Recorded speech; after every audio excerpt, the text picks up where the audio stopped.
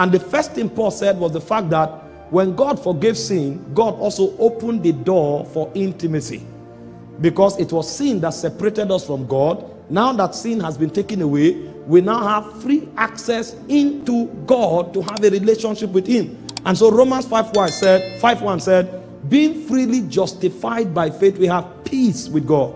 The antagonism, the animosity that exists between us and God has been taken away. So a man now comes into intimate relationship with God. And the reason God opens this door is because when you dwell in the ambience of God, the presence of God has the ability to mortify the tendencies of sin.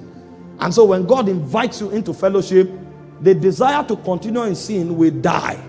And so when God forgave future sin, it was not a ticket for sin. It's actually because God created a system that will stop you from continuing in sin if you will embrace intimacy. And if you understand forgiveness, intimacy becomes natural, because gratitude will flow out of your spirit and you want to relate more with this God that decided to unconditionally forgive you. Number two, Paul revealed to us from Colossians 2:13. He said, we were dead because of our trespasses. However, when we were forgiven, he said life was quickened in our spirits. And so when God was forgiving us, you may call it pardon, but God doesn't see it as pardon. God actually sees forgiveness as quickening. So the moment God forgave you, he activated the forces of life in your spirit. And that life, we know, is what sustains the power to mortify sin and to mortify flesh. Because no matter how you desire to stop sinning, you can't stop. Because sin is a nature and sin is spiritual. So your resolutions cannot stop you from sinning. And so God knew that you will continue to labor in futility if you keep making decisions, because those decisions cannot affect something that has become your nature and sustains its root in the spirit. And so the only thing God will do to stop you from sinning is to go deep into your spirit man and activate the well of life. And the only way the well of life can be activated is for sin to be, for forgiveness to be credited to you. And so when God forgave us, life was activated. Your consciousness of forgiveness is what quickens that life that is in your spirit. Now, when that life begins to dominate you, which I will talk about here briefly when I'm talking about consecration, that life now begins to constrain you. That life begins to restrain you. That life begins to mortify the deeds of the flesh. And so the desire to sin begins to die.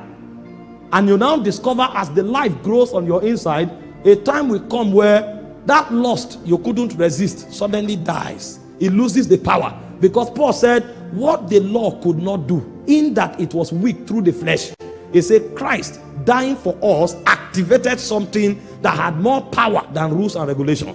And he said that thing is called the river of life.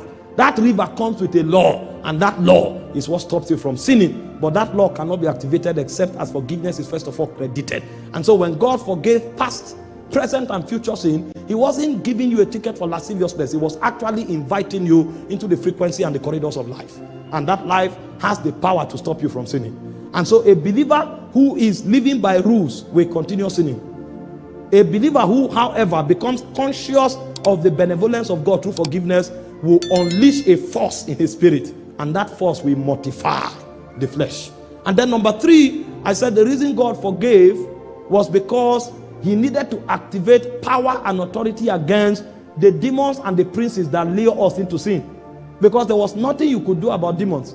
In the Old Testament, you will not hear anywhere that somebody commanded demons to go out. We didn't have authority over demons. The only thing you could do was to exorcise demons. And so when you bring a flute like David and you play that flute can create a vibration that will lure the demon away, but you have no authority to command demons. So spirits had few days in the Old Testament. But what God wanted to do was to bind the powers of the princes, because those princes are the ones that subjugate your will and force you to live a life you don't want to live. But the only way you can receive that kind of authority is to be restored back to dominion. Because when you sin, you fell from authority. And so when God wanted to restore you back to authority, he had to forgive you. And when God forgave you, you mounted back to your throne. And so in Colossians 2:14 and 15, he said when Christ was on the cross substituting on our account, he said he was also deleting the record of sin. And they said when he deleted the record of sins, he spoiled principalities and powers. And he made a public show of them, and he triumphed over them. And so the moment that was done, Jesus resurrected from the dead, and when he entered where the apostles were, he said, "All hail the King." And he began to speak to them, and he said, "All power in heaven and on earth has been given to me. You now go in that power." They were walking with him before, not having the right to exercise dominion. But now that he's risen, anyone included in him has the authority to exercise that power. And so in the New Testament context, we now cast out devils. We rebuke spirits. We fight with principalities and kick them out of the scene for the will of God to find expression.